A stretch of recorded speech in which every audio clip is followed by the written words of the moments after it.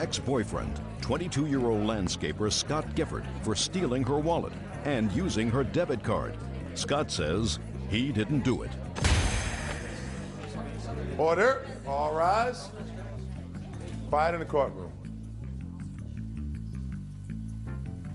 Yeah, this is case number 577 on the calendar in the matter of Soule versus Gifford. Parties have been sworn in. Judge, you may be seated. Folks, have seats, please. Miss Soule, you and the defendant have a child together. Yes. According to your complaint, the defendant came to visit the child and stayed overnight. Mm-hmm. You claim that he stole your wallet, which contained your debit card, and used it to the tune of $175. Yes. And the defendant says he didn't do it. Now, you didn't see him take your wallet. No, I did not. But you had your wallet when he was there. Yes, I did. And then from your complaint, when he left, you went to work the next day and you didn't have your wallet. What did you do at that point? Well, I decided, I thought maybe I misplaced it somewhere, so I looked all over the place. It was not there. So I called his cell phone, which is the only number I have, and I left message after message to call me back to see if maybe he saw it somewhere. And he never called me back for days and days and days, and I didn't hear from him until like 2 days ago. But I started getting overdraft charges at my bank. They started mailing me overdraft charges. Give me the date that he was there. February 17th of this last year. Okay, go ahead. So they gave me a printout of my bank statement. So I have here printed out, circled the ones that I did not do. So they went and they started filling out paperwork to do an investigation to find the money. So all my money is on hold, but I have proof here from that. So I went to the places on the paper to talk to the people that work there, maybe get receipts. Were they stores? Yes, they're stores and a gas station. And I got credit slips. Purchased from? Pyromania Glass Studio. What is that? It's a glass blowing place. They buy glass floats. Uh-huh. I mean, that's all I saw when I went in there. Okay, and what other store? Chevron gas station. So whoever it was who took your wallet made a purchase and used a debit card for $145 for a piece of glass. Yes. And then $30 for gas. Yes. Okay. Were you able to get the receipts? I was, and they made copies for me. And right now I have a witness right now, Rena Salzer, who is a handwriting expert, and she can verify that those are Scott's handwriting. So on the 17th, which was the day he left, left on the 17th. So on the 17th, someone purchased this piece of glass for $145. And then on the 18th, someone purchased gas for $30. And I knew that wasn't me. I only get gas in Toledo, so that wasn't me. And this is in? Newport. Newport? Oregon. Oregon. Where does he live? Newport, Oregon. Well, I don't know where he lives. He stays wherever he wants, but... Is that where you were living, in Newport, Oregon? I am now. I wasn't at the time. I was living in Toledo. What are you doing in Newport, Oregon now? Who lives there now? That's just where I ended up living, just because I didn't feel like living with my parents anymore. Didn't feel like staying with my mom's. And as far as her wallet goes, I would have been gone the day before, but she refused to give me a ride home. And I've never seen her wallet. I have my own. Ah, you have your own wallet? Yeah. But you don't have your own debit card? I don't need a debit card. Okay. Let me hear you witness. Is that you? Rena. Step up, please. Tell me your name. Rena Salzer. Ms. Salzer, I have a few preliminary questions before I can permit you to testify as an expert witness. First, I'd like to ask Mr. Gifford, I want you to look at these two documents, sir. I want you to look at the handwriting on these two documents, and I want you to tell me if you recognize that handwriting. Nope. Looks like it could be anyone's handwriting to me. I didn't ask you that. No, I don't recognize it. Okay. How long, by the way, did you live together? Off and on for about a year. We were only dating for a couple of months. And how old is your child? She'll be 2 on the 2nd of May. Okay, but you lived together for a year? Off and on. Off and on. Who paid the bills? Me. I just have to know whether he had an opportunity to see your signature. Yeah. Well, my license was in my wallet also. And on the license, it's signed. Your signature, yes. Okay. All right, Ms. Salzer, have you ever testified as an expert witness in any court? No. I've worked with attorneys on various cases that have involved questioned documents, but none of the cases have gone to court. Okay, so you have been utilized by attorneys, by private Correct. attorneys. Are you registered anywhere as a handwriting analyst? Yes, I am on the public defender's list. Where? Los Angeles. what kind of credentials do you have to present in order to go on the public defender's list? I have to present my education in the field, as well as the fact that I have apprenticed with a board-certified document examiner for the past several years. With whom have you apprenticed? Eva Salzer, Is that your mother? in-law. Mother-in-law. But you have been certified to be on the public defender's list as an analyst in documents. Correct. Okay. Did you have an opportunity to examine this document? Yes. You have to look at it first.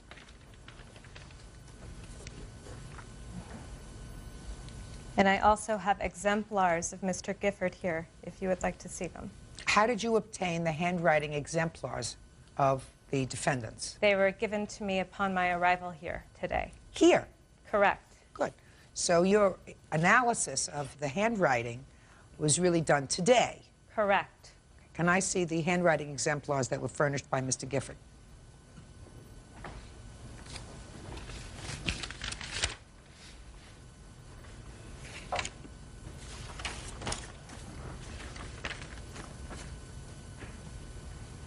Would you show these exemplars to Mr. Gifford so that he can verify that this is his handwriting?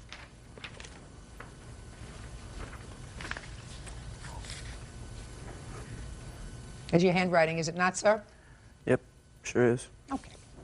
Were you able, Ms. Salzer, to draw with a reasonable degree of scientific certainty a conclusion with regard to whether it was Mr. Gifford who signed the plaintiff's name to these two debit slips? Yes. And what was the conclusion that you drew? My professional opinion is that it is highly probable that Mr. Gifford executed the questioned signatures. Real cases, real people. Judge Judy. Carrie Soule claims ex-boyfriend Scott Gifford stole her wallet and used her debit card. Testifying on Carrie's behalf is handwriting expert Rena Salzer. Now, on what do you base that? The idiosyncrasies present in Mr. Gifford's handwriting, or his signatures, are also present in the questioned signatures of Ms. Soule. Explain it to me. I have both in front of me. Okay. The formation of the capital S is identical. It is a rather peculiar formation at that, so that is definitely an identifying characteristic. They both have the same slant and letter proportion. You'll notice that the height of the upper extensions goes quite high up. The I dots are dashed. The connecting strokes are rather jagged, so the movement of the writing is very jerky looking. The relationship to the baseline is also consistent. It either rests on it, goes a little bit below, or a little bit above. The stroke structure of the small a and o is also formed similarly, an initial loop that is horizontal in the way that it is formed. The combination of all of these characteristics tells me that the writer of the questioned signatures and the exemplars of Mr. Gifford are the same. The only thing that would make my opinion stronger is if Mr. Gifford were to sign Ms. Soule's name right now. Well, the problem is he is already on notice, Ms. Salzer, so that... Okay. Do you understand? He's Yes. already on notice that that's what you're asking him to do. But I have followed very carefully your testimony with regard to the various structures of the letters, with regard to how he dots both signatures, the letters that you refer to. So I believe that you are in all probability correct with regard to your ultimate analysis, that within a reasonable degree of certainty, you can say that the same person signed these documents. Mr. Gifford, let me explain something to you. This is not a criminal proceeding. I don't know whether in a criminal proceeding, certainly you had the opportunity to take the plaintiff's wallet.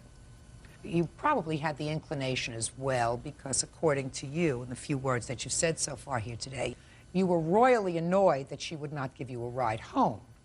I have examined these handwriting exemplars that you gave as relating to the documents that were signed, the forged documents, and I do believe that you forged her signature, which means that you stole her wallet and her debit card. Could I say that beyond a reasonable doubt? Probably not. Fortunately, in this proceeding, that is not the burden of proof. The burden of proof here is a mere preponderance of the evidence. more evidence than not that you're a thief, which I find. Judgment for the plaintiff in the amount of $175. That's all. Parties are excused. You may step out. He's been stealing from a lot of people. He stole from me before, and I should have known better. There's a bunch of people that could have a bunch of different signatures. I was out camping, still have no clue what she's talking about. Stay away from men like that. Thought that I don't want to be with her. And now the next case. All parties in the matter of Solomon versus Guerrero, step forward, please. 23-year-old administrative assistant Desiree Solomon is suing her former live-in boyfriend, 31-year-old salesman Anthony Guerrero, for carpeting, a bedroom set, and a cell phone bill. Anthony is countersuing. He wants the big screen TV. Ms. Solomon, according to your complaint, you and the defendant were in a relationship. You moved into a home that was owned by the defendant's mother. Correct. You say it was in relatively poor condition at the time. The defendant had his daughter living with him. Is that right, sir? Every other weekend. You worked on the house, cleaned the house, did some painting.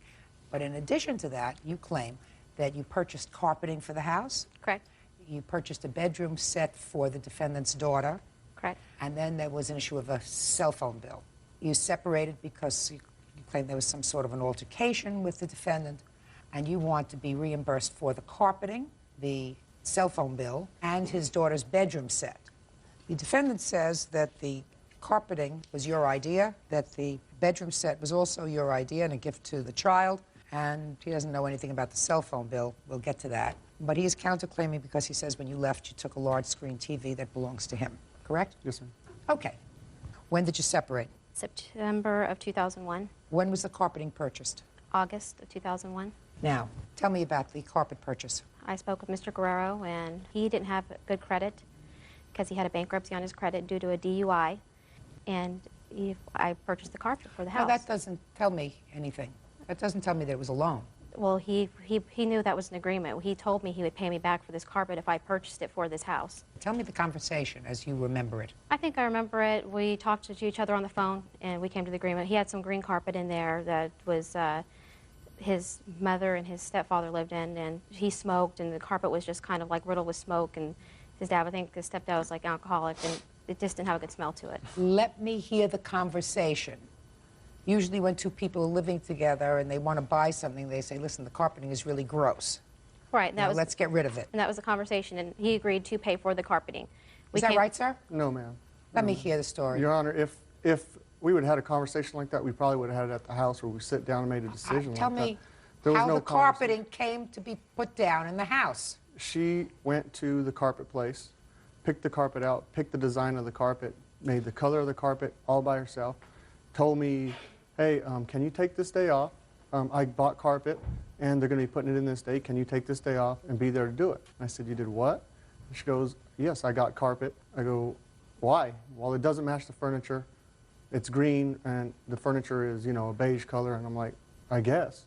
I was there to when they put it in, but in no way did we have a conversation stating anything about, hey, let's go get carpet.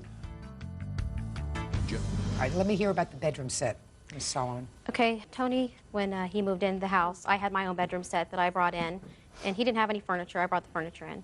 And, of course, he wanted to get a bedroom set for his daughter, make the room kind of nice for her. So we went out together and purchased a bedroom set for his daughter using my credit also. So? He told me he would pay me back $100 per month for this bedroom set. Tell me about that. Actually, she wanted to get this certain bedroom set for my daughter. Like she said, my credit wasn't the best, so I was going to go out and get my daughter a nice bedroom set, but not the bedroom set that she had chosen. But she wanted to get that. Anyway, neither way, I have 5 canceled checks right here along with the receipts showing where I paid $500 to her with the furniture, or stating on it right there, furniture to Desiree Solomon. That was for your daughter's furniture? Yes, ma'am. Let me see it. And this is also a copy of the receipt where she purchased that. And also, here's a check that he bounced to me. Just a second. Did he give you $519 towards the furniture? Yes, and that was with the cell phone bills. He told me he was going to help me pay for the cell phone bills. Just a minute. This says furniture on it. Yeah, I know, but 1 month it was for cell phone bills. He paid me 2 payments in 1 month, and one was that to help me with the cell phone. How much was the furniture? $579, Your Honor. Is that right? Yes. So he practically paid you for the bedroom furniture. Correct. So what do you want? I'm wanting the carpet. The carpet. Carpet you're not going to get. Carpet, I don't believe that you had an agreement when you purchased this carpet that he was going to pay you back for it. I wouldn't have purchased the carpet if he wasn't going to pay me back. I don't have that kind of money. I believe that he said he would buy the child's furniture and that he would reimburse you. I don't believe you with regards to the carpet. That's my prerogative. That's my job. Okay, now let's get to the cell phone bill. Here's a cell phone bill. Show it to him.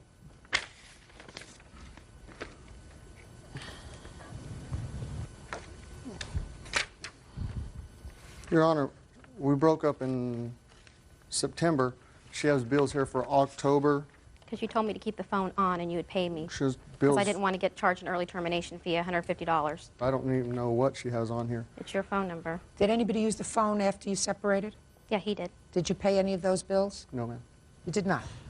All right. So I we- asked her to send me a list so I could look at phone numbers, Your Honor, and she sent me one piece of paper saying an amount on there, and that was But now you looked at the bill. Yes, Your Honor. Okay, and how much is that bill? Altogether, $399.17.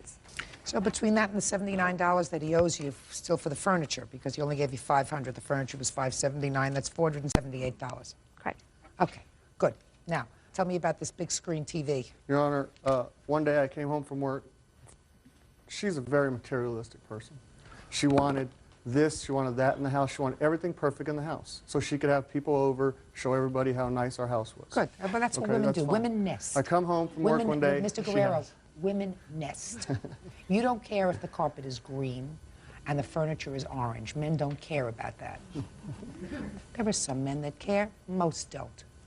Okay, so she's materialistic, she wanted her house to look nice. Right, so I came home one day, she says, I'm walking in the living room to the TV room, she's standing there looking like Vanna White with a big TV. And she tells me, this is for you, now you can have your friends over here. Because there were times on the weekends where I was going to my brother's house, my cousin's house, watch football, they had big screen TVs. She goes, this is for you, I bought this, you can have your friends over here. So what you're telling me is she bought the TV as a gift for you. Right. And then when she left, she took it. Right. Try this, sir. This is so you can have your friends over and watch TV. Mm-hmm. Try that. Does that sound right?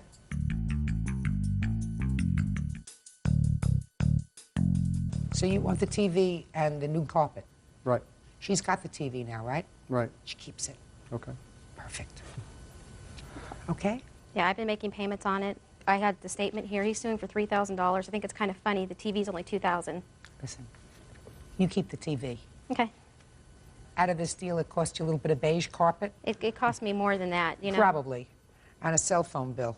All right. He owes you $478, judgment for the plaintiff. William Russell for unpaid car payments and car damages. William is countersuing for the return of an engagement ring and a broken apartment lease. Order. Come to order. All rise. Yeah, this is case number 52 on the calendar in the matter of DeFrank versus Russell. Parties have been sworn in. Judge, you may be seated. Folks, have seats, please. Mr. Frank, while you were engaged to the defendant, according to your complaint, you financed a car for him. He couldn't get credit on his own. Yes. The engagement was over. He left with the car, and he said that he was going to maintain the car, make the car payments and the insurance. According to you, he stopped making the payments on the car. You repossessed it. I took the car back. You repossessed Yes. it. And you want him to pay for his missed payments. And in addition, you said that when you got back the car, it was A, filthy, and B, the brakes were bad. So you want him to pay for the brakes and, I guess. A window was off track. What do you mean off track? They had to order a part to put it back on. Ah. I have the receipt for that. And then he has a cross complaint, which I will get to in a minute. When did you separate from the defendant? October 2000. And when did you repossess the car? March of 2001. And when did he stop making the payments? He never paid the payment for November, and February he missed other payments. That's when they started sending me the delinquency notice. How many missed payments did he have? 2. Is that right? I missed one payment. You did? You have proof of that? Don't have it. Well, where do you expect me to go and find it? That's what you're coming to court for. You're coming to court because she says that you missed payments. That's what this whole case is about. I stopped making payments. Stop it. So you didn't pay February's payment. I doubled it.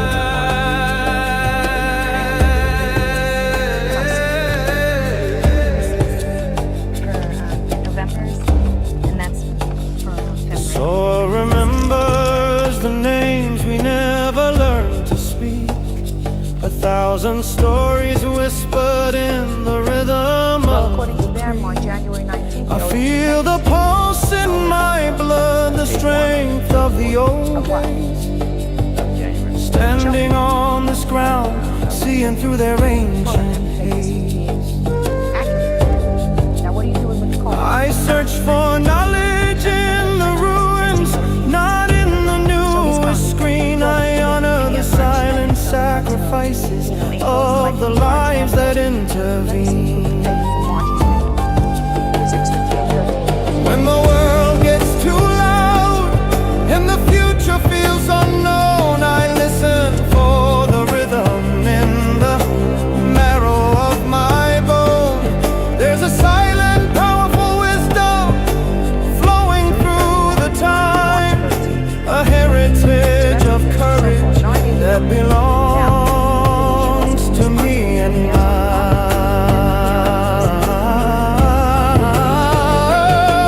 Hear the ancestors echo in the wind that blows today. How it was returned, how when I picked it up, how. I'll take a look at the photographs. And then I had cleaned it up. I have pictures of that also, what it looks like afterwards.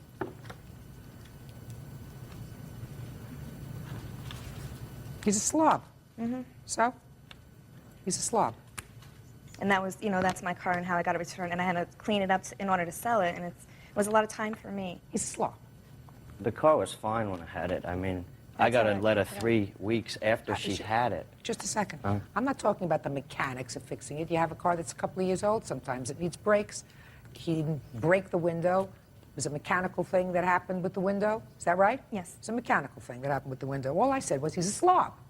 I cleaned out the car before I gave it back to her. I cleaned it out on March 6th. Well, whatever. You don't get reimbursed for that, but you do get reimbursed, madam, for your car payments that you made. You were very fortunate that you got somebody else to take over these payments. And I hope it teaches you a good lesson. Do not ever finance a car for anybody. Boyfriend, fiance, husband, child, nothing. If you finance something for somebody, don't treat it as a loan, treat it as a gift. And say goodbye to your money.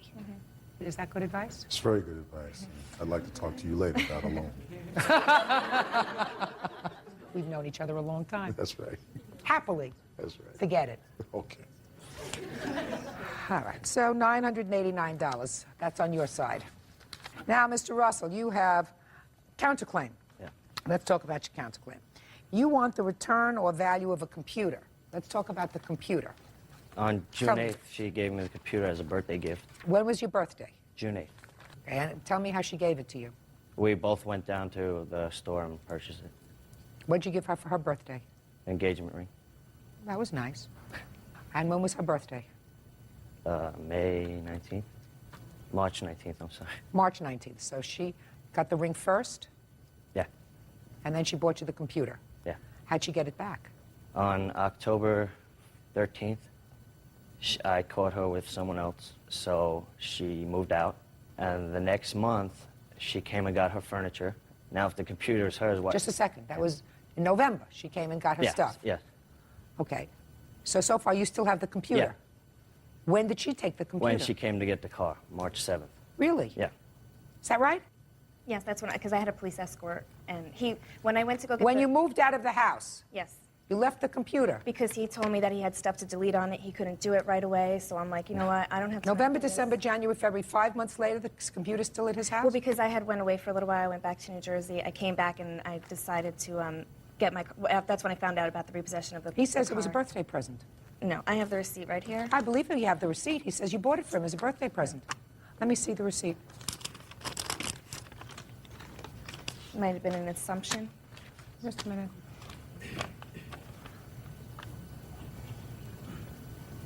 You bought the computer the day before his birthday. That's a coincidence. But I mean, That's a coincidence, and you left it in the house when you moved out. Because he had stuff on the computer that he couldn't delete right there. That's an hour. That's 2 hours. That's a day, not 5 months. Your Honor, the MSN was under her name. I made the monthly payments on that for the online use. And she asked me to ask my new roommate, Matt, if he could put MSN under his name. If the computer was hers, why would she want him to put it under his credit card name? No, I believe it was a birthday present, because it was better times. It was much better times. real cases, real people. Judge Judy. Carla DeFrank says ex-fiancé William Russell owes for car payments as well as damages to the vehicle. William says Carla won't return the engagement ring.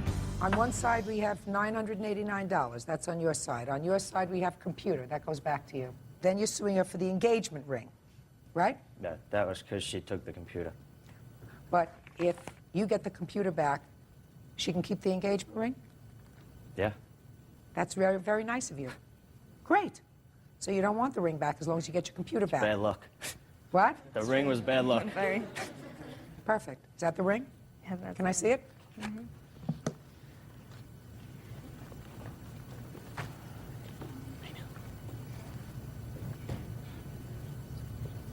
Oh, it's very pretty.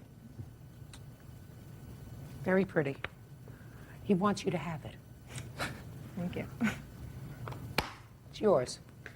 Your Honor, I'm also suing for the $2,000 on the car because I'm selling it to the new person, and the blue book is $9,000 to $12,000. I owe $14 on it. So for the $2,000, no, even if he No, drove, darling. even if he had No, darling.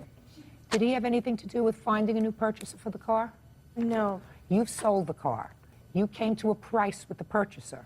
If you had the car and said, I want to sell it, and whatever the difference is, he would be responsible for, then I would say you jointly get together, get the highest possible amount that you can for the car, and then if there is a shortfall, just like you were a bank, he would be responsible for that. But you can't do that if you found the purchaser. You got it? Good. That makes sense to you? Makes sense to me. Good. Okay, so the computer goes back to him, and you get to keep the engagement ring, which you could probably sell. Ordinarily, engagement ring goes back to the person who gave it to you. So I would say that if you're out of pocket any more money, what you do is sell the ring. Okay, now, you want to talk about any rent that you say she owes you, or you just want to forget that? I want to talk about it. You want to talk about it? Yes. Go ahead. We signed a year lease. She moved out October 14th, and the lease wasn't up till January 14th, 15th, and that's $325 a month as half the rent. And for 4 months, it's $1,300. When did you get a new roommate? December. So she moved out in October, and she paid October. Yeah. Did she pay any for November? No. Yes, I did. She says she paid some in November. No, she didn't. And she harassed my roommate about. Shh. I don't give she harassed your roommate. So far, she moves out in October, and if your roommate moves in December, that's at most 1 month that you're out, not 4. You're suing for 4 months' rent. You don't expect to get rent from her and your new roommate. Well, she's harassing him for her security deposit back. She broke. Just a minute. Huh? She has security deposit? Yeah, How much? $325. There you go. Leave the place in good condition. That way you have the security deposit. But she wants that not, back. Well, she's not suing for it. So, if you say she owes you for 1 month's rent for November, then you have her half of November's rent, right? Yep. Because you have the security deposit. Are you the new roommate? Be neat. What else? That's it. Yeah. Did I resolve this? Wonderful. $998 judgment for the plaintiff. The computer is to be returned within 5 days. That's all. Be happy. Goodbye. Parties are excused. You may step out. She owes somebody for her breast enlargement. My breast already paid off, and I don't need his money because he never gave me any money. He didn't have any money, so I wouldn't go after him for money. And now the next case. All parties in the matter of Underwood versus Shells. Step forward, please. Marceline Underwood is suing 36-year-old postal clerk Sheila Shells. Marceline claims Sheila's son, 14-year-old Jamal, smashed her son's glasses in a fight. Jamal says Justin was teasing him in class. What's your first name? Justin. And yours? Jamal. This case is about some broken eyeglasses, and there was some sort of an altercation at school, and it is your claim that the defendant smashed your eyeglasses. Is that right? Yes. So why don't you tell me what happened? We was having music, the 6th period of class, and it was free time. So I was joking around, laughing. I was with another boy. I was like, boys should not wear sunglasses because they look like... And I guess he was in my conversation listening. He happened to have on some sunglasses. So Was he got, the only one who had sunglasses on at the time? I don't really know. I don't think so, but... What were you talking about sunglasses for? That seems to be like a sort of bizarre... Because we was talking about each other, but he wasn't in And then... No, I'm not finished with you, Justin. We're going to do this slowly. How many other boys were you talking to? 3. Do you know their names? Zachary, John, remember the other one? Was Zachary wearing sunglasses? No. Was John wearing sunglasses? No. And this boy whose name you don't remember, was he wearing sunglasses? No. So you made a comment about boys wearing sunglasses. Yes. And then what happened? He got up, and then I got up, and we started fighting. Just a minute. He got up, came over to me. He got up and came over to you. And what did he say when he came over to you? He just started swinging at me. So he... Yeah. And then I got up, we started fighting in the middle. Then that's when he knocked my glasses off. Then as he was moving back and forth, you know, he was stepping on them. Then that's when the kids had to hold me back. The teacher tried to, but I guess he almost swung and hit the teacher. Real cases, real people. Judge Judy. 13-year-old Justin Underwood claims classmate 14-year-old Jamal Shells intentionally smashed his glasses. Jamal says Justin was teasing him. Now it's your turn, Jamal. Yes. So you overheard this comment about sunglasses. Yes. You got mad? Yes, ma'am. And you went up to him? Yes, ma'am. What'd you do? I hit him in the face and knocked his glasses off. And? And then we continued fighting. He hit me in the face, and I kept swinging and pounding on him. And then, like a mob of kids, you know, that were in the class, they came and broke it up. And okay, good. How come you got so mad when he said something about your sunglasses? Well, that was like 2-3 months ago, and we didn't really get along at the time because he talks a lot and he just gets on a lot of people's nerves. But what'd you get up to hit him for? Because he was doing it for a long time, so I just got tired of it. What was he doing for a long time, Jamal? He kept egging me on and messing with me. Like what? Calling me names in class while I was trying to do my work. Like what? Big head, meathead. And that bothered you? Yes, because he kept doing it. That's what he does, and I just didn't like it. But you can't hit somebody because you don't like what they say. I know, but... That's not the way to resolve something, by going up and punching him in the face. Right. You knew that, right? Yes. So what'd you do it for? Because I was tired of it. Because you couldn't control yourself? Yes. Were you with other boys when he made this comment about the sunglasses? No, I was sitting down playing cards with a friend of mine. That's when he started calling me with sunglasses and stuff. And I was the only one with sunglasses in the room, so... Right? Yes. Okay, you see how honest he is? There you go. Why were you teasing him? First, I was not teasing him. You sure you were teasing him? He was in my conversation. He should No, Justin. He may not have been in your conversation, but you were talking to 3 other boys. He was the only one in the class wearing sunglasses. And you made a comment that you knew would be irritating to him. Why? I don't know. You didn't think it would make him feel better, did you? Because we do this we talk about each other all the time. Well, does he ever talk about you? Yes. How? Fat lion, old fat lion. That's his favorite word. He always would say that. To who? Me, in class. class. Did you ever call him an old fat lion? Come on. Yes. Okay, so you called him an old fat lion. And did he ever hit you? No. All right. So, Jamal, that was the wrong thing to do, to hit him. Yes. It's the wrong thing to do, to tease. But I gather you tease too. You just don't think that your talk is teasing. You tease each other, right? Yes. Now, but for the fact that you punched him in the face, his eyeglasses wouldn't have fallen off, right? Right. Then you're responsible. Yes. Perfect. So what's the problem? Now I'm talking to your mother. Why didn't you pay for the glasses? Because I didn't hit Justin in the face. No, but your son did. Yes, he did. Now, as between you and Miss Underwood, he's your responsibility. He's her responsibility. But somebody's going to pay for the glasses. Why should it be the mother whose son did not knock the glasses off as opposed to the mother whose son did? Because the glasses simply fell to the floor. And from my understanding, the other children, this is what Jamal told me. Another child picked the glasses up and threw the glasses. Okay, so let's get it straight now. Yeah. That's not what happened. That's not what happened. what happened. Even if it's so that happened, you're so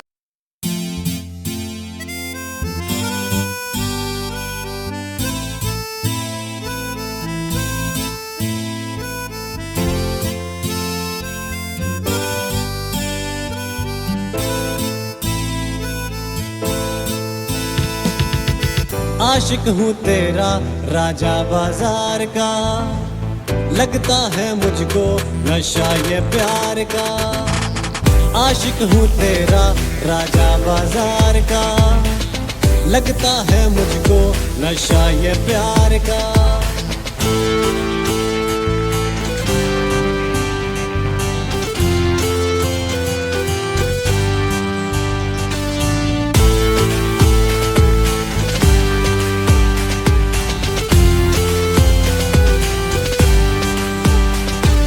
मुस्कुरा के बात करती हो, आदतें खराब करती हो, ना दिखो बेताब लगता हूँ, आशिक बेहिसाब लगता हूँ। ऐसा नशा है तेरे दीदार का, आशिक हूँ तेरा राजा बाजार का, लगता है मुझको नशा ये प्यार का। जिंदगी हसीन लगती है जब ये जालिम प्यार होता है, सांसों में सांस आती है जब तेरा दीदार होता है। नखरा है ऐसा मेरी सरकार का, आशिक हूँ तेरा राजा बाजार का, लगता है मुझको नशा ये प्यार का।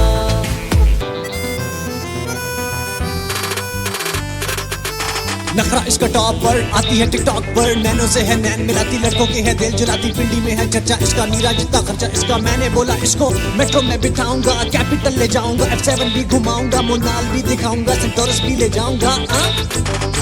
आशिक हूँ तेरा राजा बाजार का, लगता है मुझको नशा ये प्यार का।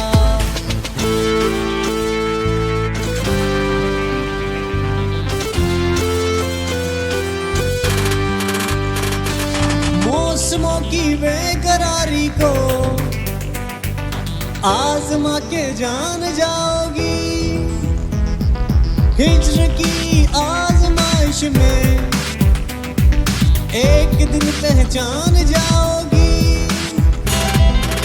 कहना है मेरे दिल बेकरार का, आशिक हूँ तेरा राजा बाजार का, लगता है मुझको नशा ये प्यार का।